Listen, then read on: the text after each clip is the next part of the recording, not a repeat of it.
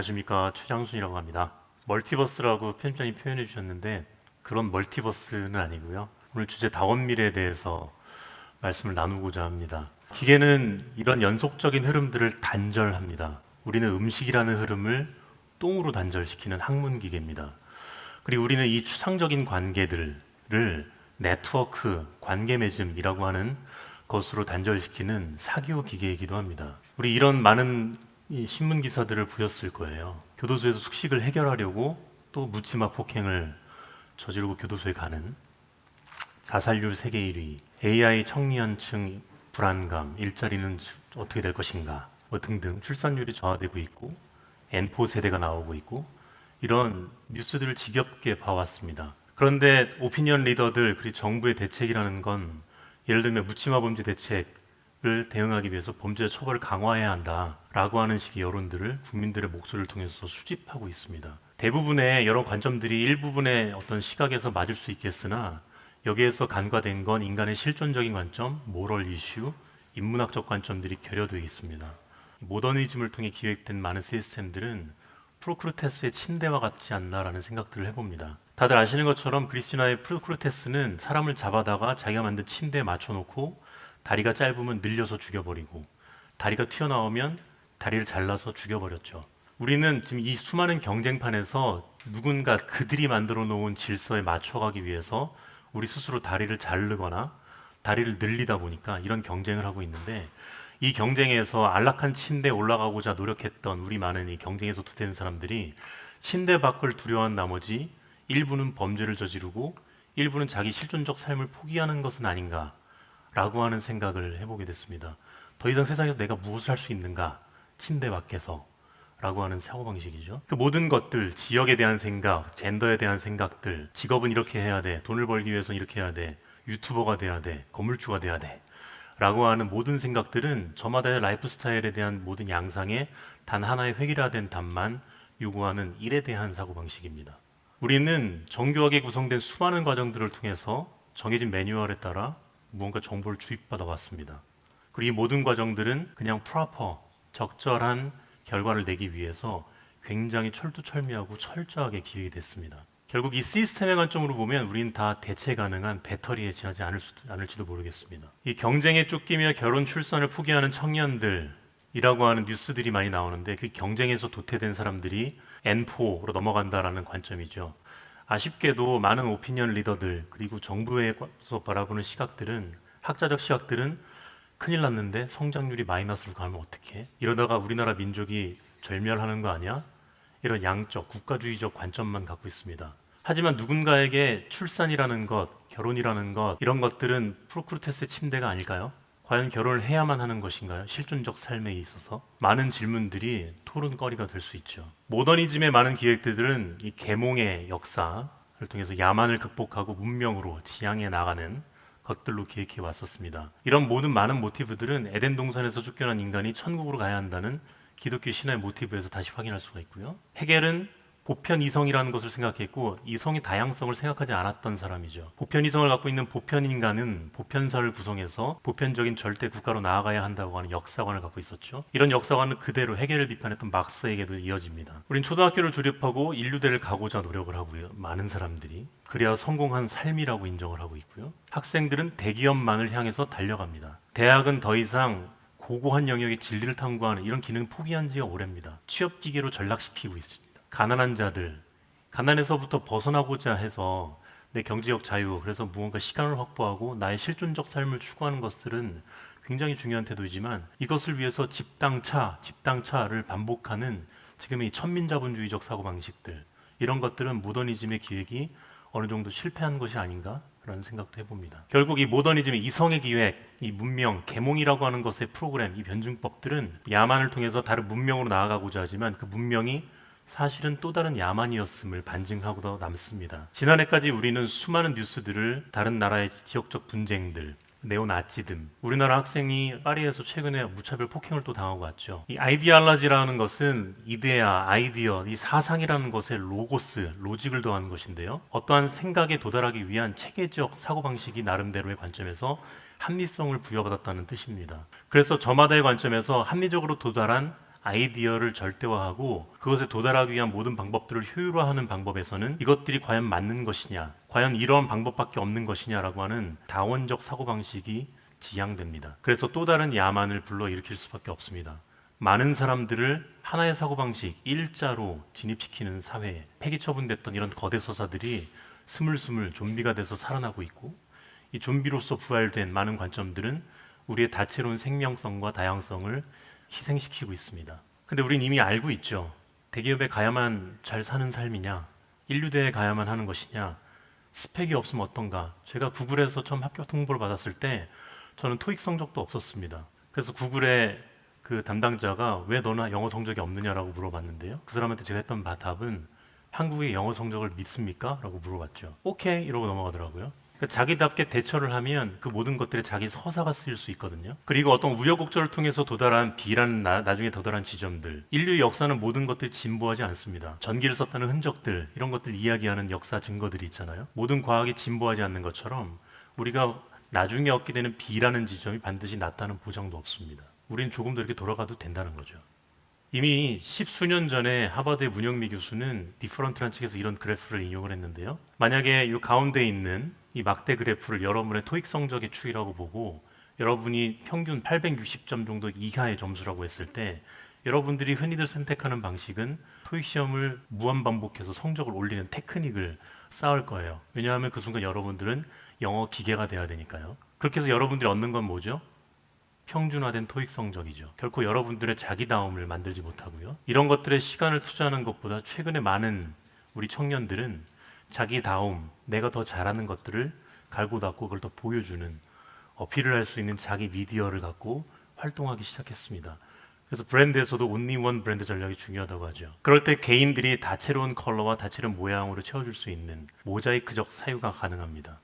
그래서 우리는 앞으로 이 다양성을 위한 N개의 테마들을 어떻게 인정하고 용인하고 이 N개의 테마들이 만들어지고 자신 있게 저마다 어필할 수 있도록 어떠한 똘레랑스적 사고방식과 대화의 장이 필요한가, 마련되어야 하는가, 이런 부분에 인문학적인 그리고 행정적인 절차들이 마련되어야 합니다. 이미 많은 관점에서 우리는 미국인들에게 그리고 해외 유럽인들에게 차별을 받고 오면 분개를 하면서 똑같은 관점으로 동남아시아 사람들을 차별합니다. 그리고 흑인에 대한 어떤 학생들이 흑인 분장을 얼굴에 까만색을 칠하고 이런 인종 차별적인 액션들을 하죠. 젠더에 대한 프레임들, 원래 이건 이렇게 하는 거야 라고 하는 선배들의 프레임들, 이 모든 것들, 태어나면 그래도 결혼하고 가정을 꾸려야지 라고 하는 60대 이상 어른들의 프레임들, 이 모든 것들은 어떤 존재의 양상을 하나의 획일화된 방식으로 몰아가는 그런 일이라고 할 수 있습니다. 이미 일이라는 것은 다수의 지지를 받고 형성되어 왔고 그것들에서 조금씩 벗어나고자 하는 흐름들이 사실은 다양성을 향해서 가는 흐름들인데 이게 주요 오피니언 리더들과 기득권 세력에서는 병리 현상처럼 취급받고 있죠. 호들갑을 떨게 되는 거죠. 출산율이 저하되는데 어떡하지? 저는 이 모든 프레임들을 좀비 프레임이라고 이야기를 하는데요. 좀비 프레임에서 제가 말씀드리고 싶은 건 여러분들이 무서워하고 경계해야 할 것은 틀린 정답, 오답이 아니라 정답이 하나라는 사고방식입니다. 그리고 여러분들의 다양한 사고방식에서 이를 제거할 필요가 있습니다. 남들 모두가 신봉하는 이를 거부하고 자기다운 방식과 길을 찾는 것, 이것이 바로 브랜드의 길입니다. 브랜드는 과거에 철저한 품질, 신뢰의 보증 표시였습니다. 이후 2005년도 러 브랜딩이라는 트렌드가 전 세계적으로 들었고요. 2010년도 전 세계적으로 극성맞은 자기개발 담론들, 셀프 헬프라고 하는 담론들이 미국발로 넘어오기 시작하면서 여러분들 아마 그런 표지들 많이 보셨죠. 우리나라 책들을 보면 괜찮아 떡볶이 먹으면 돼 뭐 이런 거 그죠? 죄다 표지 디자인이 누워있고 떡볶이 먹고 있고 이러잖아요. 도대체 그럼 우리 후속 세대는 어떻게 될 것인가 이런 걱정들로 좀 되는데 그런 식의 흐름들이 좀 오염시키긴 했지만 이 자기개발의 역사라는 건 그리스 소크라테스 시절부터 쭉 이어져 왔던 2000년, 수천 년을 넘는 인류사의 철학적 여정들을 포함하고 있습니다. 브랜드는 사실 경영이라고 하는 건 돈 되는 건 다 하는 좀 얄팍한 태도가 있잖아요. 그래서 이런 셀프 푸드라고 하는 것들이 앞으로 시대 정신으로 가야 한다라고 하는 것들을 일찍이 차용했습니다. 그 브랜딩은 자기다움의 학문이다라고 이야기할 수 있죠. 여기 나오는 많은 브랜드들은 자기다움을 어느 정도의 각에서 일가를 이룬 그런 브랜드들입니다. 어떤 브랜드는 서브컬처 씬에서, 어떤 브랜드는 매스 커뮤니케이션 마켓에서 매출과 투자자들이 좋아하는 에비타를 올리면서 자기다움을 강화시킬 자본을 얻고 있습니다. 브랜드라는 건 결국 자기다움의 담론입니다. 그런데 이것을 퍼스널 브랜드, 이렇게 개인에 적용하는 사람들이 늘고 있죠. 그분들이 하는 많은 말들을 요약해 보면 유명해지려면 자기 브랜딩을 해야 돼. 자기 슬로건을 만드세요. 유명해지려면 네이버나 어디 인물 검색에 나오려면 이렇게 하셔야 됩니다. 뭐 이런 책을 쓰시는 분도 있어요. 자기다운 문구를 위해서 3C 분석을 해보세요. 기업 분석을 하듯이 자기한테 적용을 하죠. 깔폴라니 같은 경제학자가 보면 놀랄 노자, 깔폴라니 이런 걸 모든 것들을 판타지라고 얘기하는 학자인데, 아무튼 이런 것들이 실용적인 시낸들에서 자본들이 모이고 많은 여러분들도 많이 관심이 있으실 겁니다. 그래서 뭐 심지어 컬러 톤도 찾고 있죠. 웜톤이야, 쿨톤이야 이런 거요. 저는 그런 질문하면 저 술톤이요 막 이렇게 얘기하거든요. 그리고 MBTI에 맞는, MBTI는 사실 우리를 유형화한 것에 불과한데 논문 보면 엉성하게 그지가 없습니다. 유형을 정해놓고 I라서 그래. 이 뭔가 분말이 전도된 것 같지 않습니까? 마음만 먹으면 저는 언제든 E가 될 수 있고 저는 I가 될 수도 있죠. 여러분도 마찬가지죠. 이 모든 흐름들이 정말 그러한가 되물어볼 필요가 있습니다. 앞에서 말씀드렸던 그들이 정해놓은 일의 사다리를 부여받지 못했던 사람들, 교육의 불평등한 기회, 그리고 교육은 평등했으나 무언가의 안타까운 사정으로 본인이 노력이 게을렀거나 어찌됐건 사다리를 올라가지 못했고 사다리 밖으로 떨어지는 사람들, 불행하게도 이 삶의 모든 조건들을 잘 설계하지 않고 M4 세대로 넘어가는 사람들. 비단 한국만의 문제는 아니라고 하더라고요. 랭귀지는 다르지만 일본에서는 오야, 부모를 가차샵으로 뽑는 오야가차라는 신조어도 있다고 합니다. 수저 타령을 하는 거죠. 뭐 팅팅족이라든가 파이어족 이런 모든 표현들도 전 세계 청년들이 겪고 있는 비슷한 스탠스들을 보여주고 있습니다. 그럼 좋은 삶이란 무언가? 과연 묻지마 폭행, 젠더에 대한 무조건적인 공격, 뭐 이런 것들을 도대체 왜 하는 것일까? 자기 삶에서 유의미한 무언가를 하지 못해서 그런 건 아닐까? 이런 사고를 할 수 있는데요. 아리스토텔레스 경제학 계열에 있는 루이지노 브룬이라는 경제학자는 이렇게 이야기합니다. Good life, 좋은 삶이라는 것. 보통 좋은 삶은 번역에 따라서 happiness, human flourishing 이라고도 번역을 하는데요. 이것을 이제 영미권적으로 계량적으로 측정할 수 있다고 보는 것이죠. 얼마나 사람들이 많이 하고 있고 how much people do and can do 할 수 있느냐 베이스로 좋은 삶의 조건을 측정할 수 있어야 한다. 다분히 진보적 사고방식입니다. 결국에 말하고자 하는 건 사람들이 많이 할 수 있는 그리고 하고 있는 인프라스트럭처를 만들어야 된다 공동체에서 라고 하는 식으로 논리가 전개되죠. 이 행복이라고 하는 것을 여러분들에게 물어보면 행복하세요라고 물어보면 저마다 다 다른 답을 내세울 거예요. 왜냐하면 sense of happiness 행복감을 이야기하거든요. 나는 떡볶이 먹을 때 행복해 뭐 이런 식으로요. 하지만 그런 것이 아니라 공동체의 전반적인 질적 감성적 역량을 개발하기 위해서는 이렇게 철저하게 측정 가능한 얼마나 많이 하고 할 수 있는지에 대한 지표들을 개발할 필요가 있습니다. 그리스어 다이오라는 동사는 나누다라고 하는 동사이고 먹이의 평등 분배를 의미하는 다이몬이라는 명사를 파생시킨 단어이기도 합니다. 그리고 여기서 파생된 데모스라는 단어는 우리가 민중이라는 뜻으로만 거의 알고 있는데요. 잘 나누어진 영토를 의미합니다. 아테네는 10개의 영토 행정구역으로 나눠져서 지방분권처럼 다스려지던 폴리스 국가였습니다. 데모스크라토스는 잘 나눠져 있는 지방자치 제도를 의미합니다. 민중에게 권력을 준다거나 이런 의미하고는 다소 좀 다른 의미인데요. 여기에서 파생된 에브데모니아, 오이다이모니아라는 표현은 잘 나누어진 상태를 의미합니다. 이것을 독일에서는 행복이라고 번역을 하죠. 그래서 민주주의는 애초에 경제민주주의적 관점을 의미적으로 배태하고 있었고 여기서부터 행복이라고 하는 단어는 잘 나누어진 분배 정의를 포함하고 있습니다. 그래서 좋은 삶이라는 제 생각에 역량을 잘 펼칠 수 있도록 공동체가 개인의 다양성을 인정하는 톨레랑스의 분위기, 사회적, 경제적, 정치적, 문화적 역량 배양 인프라를 잘 분배하는 상태가 아닐까 생각합니다. 굉장히 자유주의적, 진보적인 사고방식이죠. 우리가 이 셀프의 여정에 있어서 나아가는 모든 단계들을 정리해보면 디스커버링 할 수 있는 사회적 분위기가 있어야 되고 데이터가 필요합니다. 그리고 이걸 디스커션 할 수 있는 대화의 분위기가 필요하고 그래서 많은 공원이 마련되어야 됩니다. 그리고 know yourself, 그리고 do, love, 그다음 be, 그다음 show off 할 수 있는 지금 알파 세대들은 그에 능하죠. 그리고 마침내 개인의 자아 실현을 넘어서 사회적 임팩트를 줄 수 있는 share yourself라는 관점으로 넘어갈 때 전반적으로 나 자신에 이르는 이 어떤 수양의 과정들로 갈 수 있다고 보고 있습니다. 세계는 기본적으로 폴리세믹, 다의적입니다.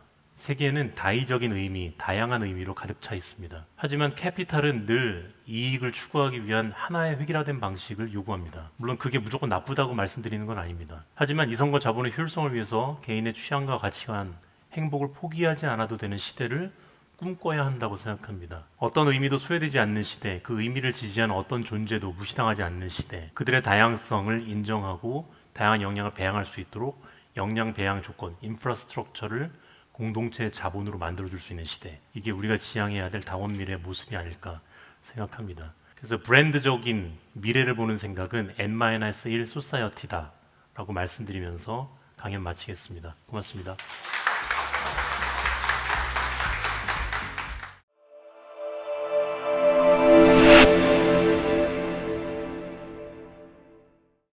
요새 제가 칼폴란이 거대한 전환 이 말씀을 잠깐 하셨는데 수면제처럼 읽고 있어가지고 네, 좀 많이 와닿는 부분들이 있었어요. 네, 수면제가 확실합니다. 그 질문을 몇 가지 드리고 싶은데 아까 전에 이렇게 그 계단형으로 보여주신 도표에서 그런 생각들을 저는 조금 하거든요. 일단은 do love, be, show, share 이전에 사실은 우리는 discover와 know를 아는 어떤 그 단계가 되게 미진하다고 생각을 하거든요. 말씀하신 대로 되게 굉장히 획일화된 어떤 시스템 안에서 교육받고 또 일을 시작을 하기 때문에 자신을 발견을 하고 알아가는 과정에 있어서 조금 노하우를 좀 전수해 주실 수 있을지가 궁금합니다. IQ 신봉한 사람은 없지만 높지도 않고 머리가 좋지 않아서 늘 동료들의 힘을 빌리는 편이고요. 동료들이 잘하는 무언가 있으면 그 부분의 분야에 대해서 늘 매주 물어봅니다. 그렇게 정보를 수집하는 채널을 많이 뿌려놨고 가급적이면 상대한테 감사하는 마음 그리고 상대 장점만 보려고 노력을 하다 보니까 모든 것들이 다 저한테 벤치마킹 케이스가 됩니다. 지금 강연을 하면서 여러분들 표정을 보고 이렇게 반응해 주시는 리액션도 저한테 감사한 마음과 벤치마킹 할 수 있는, 그래 대화에서는 무언가 이게 언어의 로고스의 의미만 중요한 것이 아니라 언어학에서는 이제 파라링구얼이라고 얘기하는데요. 이 언어 외적인 넘버블 커뮤니케이션도 중요하구나라는 걸 다시 한번 확인시켜 주시죠. 그런 식으로 매사 세계를 좀 관찰하는 편입니다. 저도 몇 해 전에 어떤 모 회사 대표님이랑 이야기를 나누면서 한 달에 한 번씩 일부러 자신의 영역과 제일 동떨어져 있는 분들이랑 그 저녁 식사를 하신다고 하더라고요. 완전히 상반된 이야기를 나누면서 거기서 아이디어를 얻는다라는 말씀을 해주셨는데 대화가 굉장히 큰 어떻게 보면 영감의 원천이 아닌가라는 생각을 해봅니다. 또 한 가지 이거 사전 질문 중에서 하나 드리고 싶은데 평소 루틴으로 인사이트를 공부하는 별도의 방법이 있으신지 어떤 분이 질문을 주셔가지고 그거에 대해서 답변해 주시면 좋을 것 같아요. 여러분들이 훨씬 더 많이 하실 것 같긴 한데 저는 처음에 신문 기자 생활을 했었고요. 브랜드 씬으로 온 지 17년 정도가 됐는데요. 선배들이 너무 소질이 없다고 그만두라 그랬어요. 입사한 지 4개월밖에 안 됐는데. 근데 저는 늘 먼저 출근했고 늦게 퇴근을 하면서 열심히 했는데 열심히 하겠습니다라고 했더니 선배들이 열심히 해서 더 문제야 이러더라고요. 열심히 했는데 이 정도면 넌 앞으로 가능성이 없어 보인다. 이런 얘기죠. 그러면 선배들이 하는 방식으로 내가 경쟁력이 없다면 내 방식으로 해야겠다. 보통 저희 씬에 있는 분들은 직관적 감각을 굉장히 중시하기 때문에 경험주의자들의 판이거든요. 이렇게 엄청 많이 보고 다닙니다. 전 세계를. 저는 그럴 자본도 없었고 그럴 에너지도 없고 부양해야 될 아무튼 식구수도 너무 많아서 이제 시간을 어떻게 세이브하면서 나답게 할까. 저는 공부하는 게 고전 철학 인문학 분야였어요. 제가 주로 학자들을 통해서 발견하는 건 그들이 세계를 보는 도식입니다. 이 스킴들을 많이 공부하고 적용 사례들을 보고 제 분야에 적용하는 훈련들을 많이 했고요. 그게 이제 저만의 이제 노하우나 어떤 다른 생각을 펼쳐내는 프로세스를 구성했었고 그것들도 경험주의적으로 본딩이 되지 않으면 공허할 수밖에 없기 때문에 이거를 이제 가급적이면 주변 듣기 싫어하건 듣고 싶어하건 상관없이 주변에 무조건 떠들고 다녔고 그러면 그걸 해석해주는 좋은 대화 상대를 만나면 거기에 살을 입혀줬어요. 늘 술자리에서 그런 대화를 굉장히 많이 했었죠. 술도 같이 먹어보고 같이 평냉도 먹으러 갔었는데 그때 이제 공부하는 그런 학생의 자세가 되더라고요. 이렇게 좋은 말씀을 워낙 많이 해주셔가지고 다음 질문 한번 드려볼게요. 네. 최근에 읽으신 그러면은 추천해 주실 만한 책이 있을까요? 오늘 주제하고 맞는 책은 계몽의 변증법을 좀 추천드리고 싶습니다. 프랑크푸르트 학파는 굉장히 혁신적인 어떤 일종의 뭐랄까요 인스티튜션 혹은 서클 같은 건데 사회과학적 방법론은 거의 데이터 통계를 실증주의적으로 해석해서 나오는 결론이 재미없는 것들이 많았는데, 그리고 또 인문과학, 인문학이라고 하는 영역은 데이터에 기반해서 무언가를 해석하지만 질적으로 개념의 로고스를 잡아가는 작업이죠. 근데 이 모든 것들이 지금 말하는 통섭적인 방식으로 얽혀 들어가는 새로운 방식들을 만들어낸 학파이기도 합니다. 근데 그 학파에서 나온 계몽의 변증법이라는 책은 물론 이제 누군가에게는 수면제가 될 수도 있지만, 책은 안 읽히면 그냥 덮어버리시면 돼요. 다 무조건 내가 지금 이걸 마스터하겠다라고 생각하면 책을 못 읽습니다. 읽을 수 있는 만큼 읽어보시고 하다 보면 언젠가 책이, 해겔의 변증법도 저는 학부 때 잘 안 읽혔는데 지금은 글자가 저한테 막 달려오거든요. 그럴 시점이 옵니다. 그래서 반드시 한번 접해보시고 읽어보실 걸 추천드립니다. 알겠습니다. 네. 저도 일단은 칼폴라니의 거대한 전환을 잠깐 덮어놓도록 네. 하겠습니다. 브랜딩을 전문으로 하시니까 이런 질문 많이 받으셨을 것 같은데, 최근에 정말 잘 만들어가는 스몰 브랜드들이 많은데, 앞으로 이런 브랜드들이 어떤 부분을 준비해야 장수 브랜드까지 될 수 있을지 질문을 주신 분이 있거든요. 여러분들이 좋아하시는 예를 들면 모베러웍스 이런 브랜드 아시나요?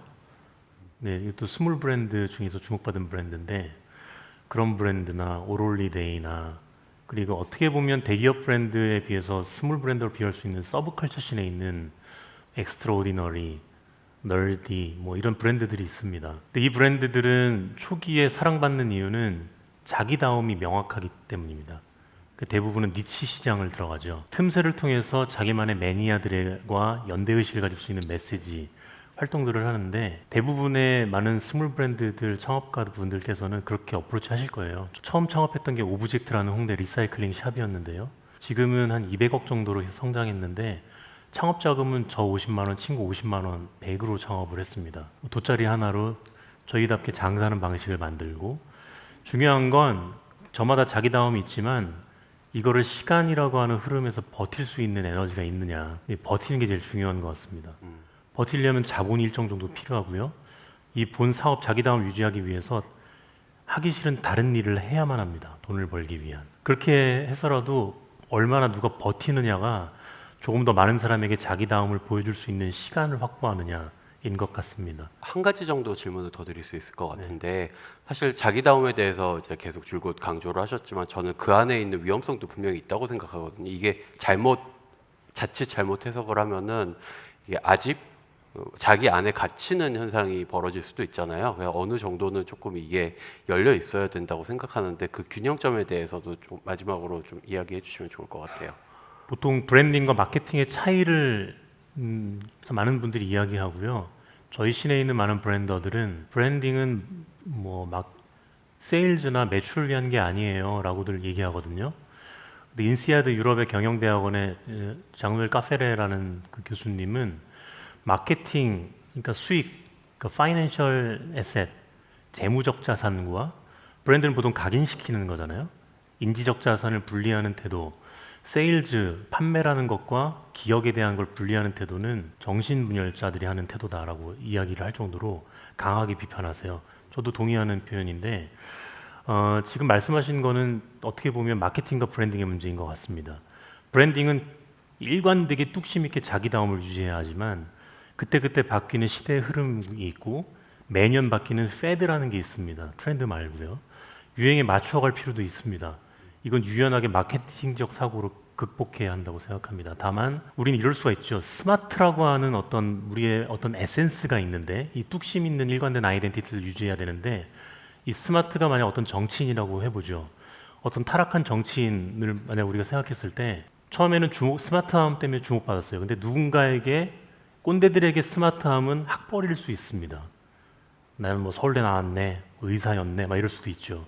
근데 젊은 사람들한테 스마트는 멀티태스킹 역량일 수도 있습니다. 뚝심은 명확하게 스마트이지만 표출되는 방식은 다양하게 갈 수 있죠. 이거는 마케팅에 비유할 수 있고 유연한 사고방식이라고 할 수 있습니다. 셀프들을 강조하는 거는 물론 타자와 관계하지 않는, 독일 철학에서는 다스 아인스, 일자에 표현하고 순수하다고 표현하는데, 이 순수함은 경계해야만 합니다. 내 자기다움이 여전히 소통이 가능한 자기다움인지를 계속 상업신에서 봐야죠. 우리가 비즈니스를 하고자 하는 건 아트를 하고자 하는 건 아니죠. 아티스트는 그냥 자기 생각을 얘기할 뿐이거든요. 하지만 상업신에서 디자인을 하거나 브랜딩을 하신다고 한다면 자기 다움을 끊임없이 비교하는 태도가 좀 필요하다고 봅니다. 네, 알겠습니다. 네, Q&A까지 아주 알차게 채워주신 최장수 대표님께 다시 한번 큰 박수 부탁드립니다.